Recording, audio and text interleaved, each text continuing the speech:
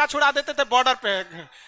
उन्होंने खुला छूट दिया एपीजे अब्दुल कलाम को, कहा कि आपको हमारे परमिशन की जरूरत ही नहीं है, आपको जो करना है करिए, हमको नहीं, हमको बस परमाणु बम चाहिए, हमारी सरकार रहे चाहे सरकार गिर जाए। और रियलिटी में है, भारत में अटल बिहारी वाजपेयी अगर परमाणु परीक्षण न करते तो भारत पर अमेरिका सैंक्शन नहीं लगाया रहता और अटल बिहारी वाजपेयी की सरकार नहीं गिर जाती। लेकिन अगर वो अपनी सरकार को सोचते तो कोई भी शिक्षक मंच पर खड़ा होकर किसी प्रधानमंत्री का खुलेआम तारीफ नहीं कर सकता, वरना कितने प्रधानमंत्री आए कितने गए किसी के लिए शब्द नहीं निकलता है।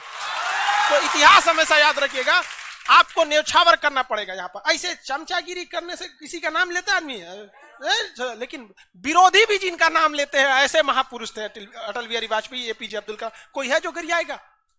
हाँ, उसे जो अपने बेचारा शर्मा जाएगा, किसको बोल रहे। उन्होंने खुला छूट दिया और कहा कि जो करना है करिए। एपीजे अब्दुल कलाम कहे ठीक है, लेकिन अमेरिका को पता चल गया कि सोचा एपीजे अब्दुल कलाम चल गया वहां, ये पक्का सफल कर देगा, तो उसने उसके ऊपर ना सैटेलाइट छोड़ दिया। अमेरिका से सैटेलाइट छोड़ा और भारत के ऊपर निगरानी करने के लिए। अब यही गलती कर दिया अमेरिका से। सुना, एपीजे अब्दुल कलाम को फुसलाने के लिए नासा बुलाया, आइए ना, आइए नासा आइए। तो एपीजे अब्दुल कलाम चल गए और कहा कि देखिए देखिए कितना बड़ा बड़ा मशीन है नासा में। ऐसा ना इंडिया में है, टूटल फूटल स्टेबलाइजर रख ले रहता है, स्टेबलाइजर का नट उठ जाता है तो पिलास से दाब के करता है। कहा वहां वैज्ञानिक बने, यहाँ आइए हम आपको नासा का हेड बना देंगे। यहाँ पर कहा कि ठीक है, हम नासा का हेड हम क्या करेंगे, हमारा कौन है, ना बाल बच्चा ना कुछ, एक को चीज है मेरे लिए, मेरा दुनिया में कुछ नहीं है, केवल और केवल मेरी भारत माँ है, आप वो भी छीन लेंगे हमसे, ऐसा थोड़े हो सकता है।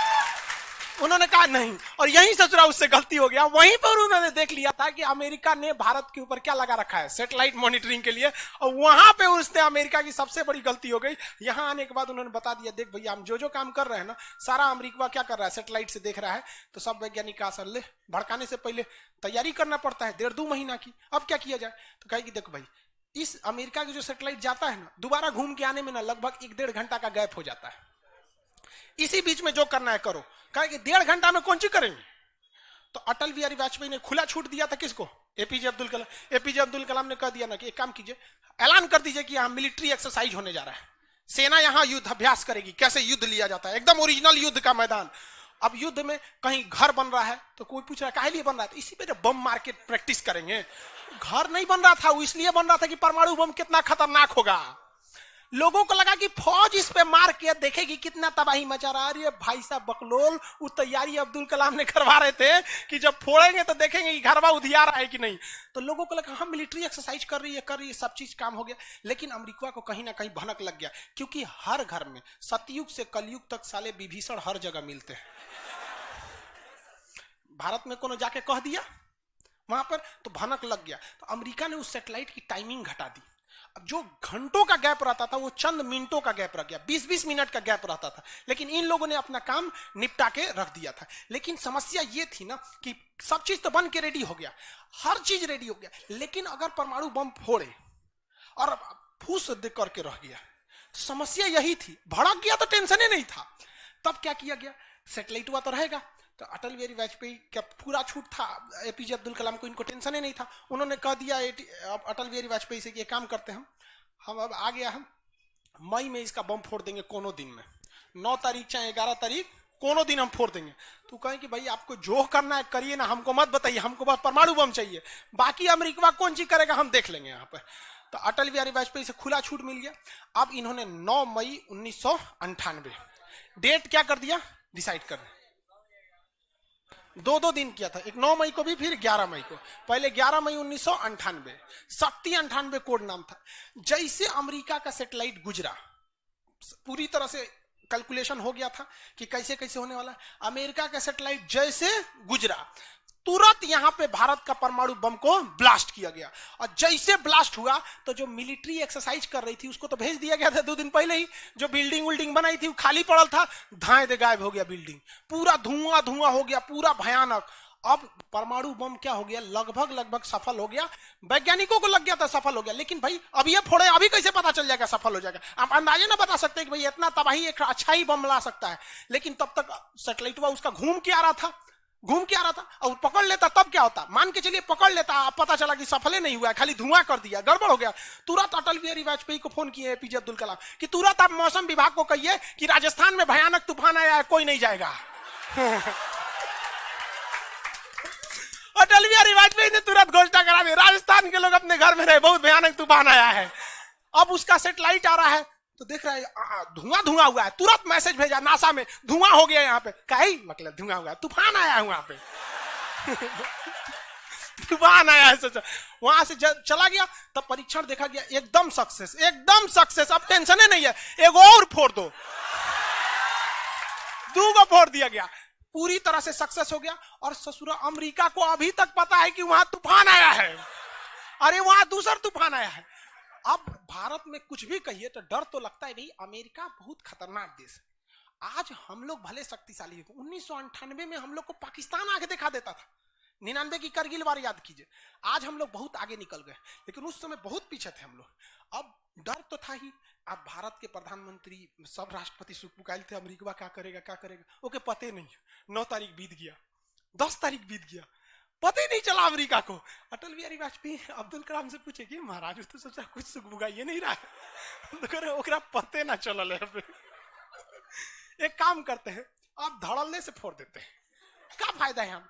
तो फिर 11 मई को 3 गो और फोड़ दिए 2 गो गायब करके। जैसे परमाणु बम निकला धाम से फोड़े, पता ही नहीं चला दूसरा। लेकिन भाई धड़ाधड़ 5 गो फोड़ दीजिएगा तो पता चल जाएगा कि नहीं पता चल। ये डाउट हो गया पाकिस्तान को, जनते का है। हम लोग फोड़ रहे थे यहाँ पे, अब भूकंप आ रहा था यहाँ फोन किया अमेरिका को कि बकलवा आंधी उंधी ना उठ लो, फोड़ दिया वो परमाणु बम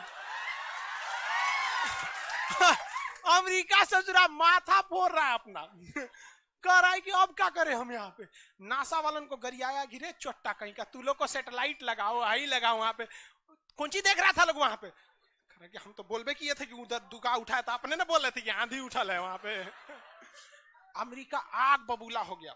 और तुरंत अमेरिका का प्रतिक्रिया आया कि भारत को इसका बहुत भारी कीमत चुकानी पड़ेगी। तो भाई जिसकी कीमत भारी ना हो उसे चुकाने में मजा क्या है। और अमेरिका ने खुलेआम भारत को ललकार दिया कि भारत, अमेरिका कभी भी इस बात को स्वीकार नहीं करेगा कि भारत एक परमाणु संपन्न देश है। भारत को कभी भी अमेरिका इस बात की मान्यता नहीं देगा। अटल बिहारी वाजपेयी ने भी कॉन्फ्रेंस तुरंत मीडिया के सामने आए और कहे कि जो चीज हमारे पास है उसके लिए हमें किसी के प्रमाण की कोई आवश्यकता नहीं है। और जिस देश को यह लगता है कि हमारे पास परमाणु बम नहीं है, या जिन देश को हम पर शक है, वो आ जाना युद्ध के मैदान में, बताएंगे है कि नहीं। अब पूरी तरह तबाह हो गया यहाँ पे। अब अमेरिका माथा पीटते रह गया।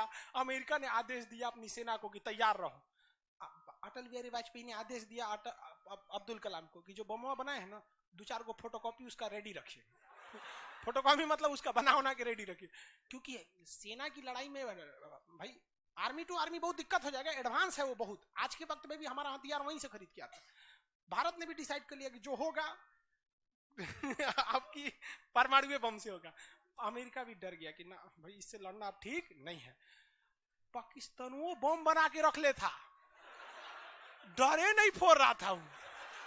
1 हफ्ता तक देखा कि भारत को क्या हो रहा है क्या हो रहा है, देखा कि कुछ नहीं हुआ, इहो चुप पे फोड़ दिया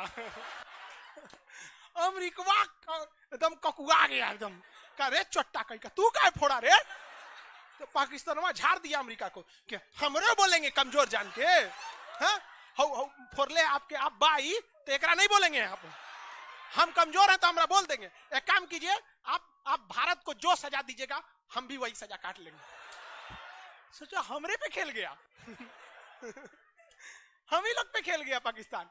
अब भाई अमेरिका टेंशन में आ गया। अमेरिका ने भारत पर एम्बार्गो और प्रतिबंध लगा दिया, जैसे अभी सऊदी अरब पे प्रतिबंध लगा दिया, कल के वीडियो में बताए थे, सऊदी अरब का डस्टबिन बना दिया वहां के तो वहां पर अमेरिका ने भारत पर प्रतिबंध लगा दिया। कोई देश भारत से सामान नहीं खरीदेगा, जो जो चीज जरूरत की थी सब चीज पर बैन लगा दिया।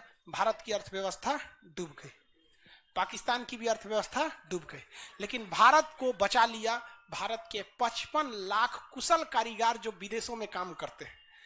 आप प्रतिबंध लगाइएगा भी तो पूरी दुनिया का कारखाने ठप हो जाएंगे, क्योंकि हर जगह भारत के वहां वर्कर काम करते हैं। और अमेरिका या सीबीएसई वाले जो वर्कर होते हैं वो स्पेशलिस्ट होते हैं, पेंट मारता है तो पेंटे मारेगा। भारत का मिस्त्री मल्टी टैलेंटेड होता है, पेंट मार रहा है उसको एक काटी ठोक दो तो बिजली वाला काम कर दे, तो हाँ तार और घींच देते हैं मल्टी टैलेंटेड होता है और काम भी बहुत ज्यादा करता है। काम हम जब 5 बजे कर देगा तो आदमी अच्छा ये बोरा नीचे उतार दो, तो ये सब बड़ी काम कर देता। अब मेहनती होता है सर, कोई दिक्कत नहीं है उन सब में, खाना नहीं भी है तो कोई दिक्कत नहीं, निकाले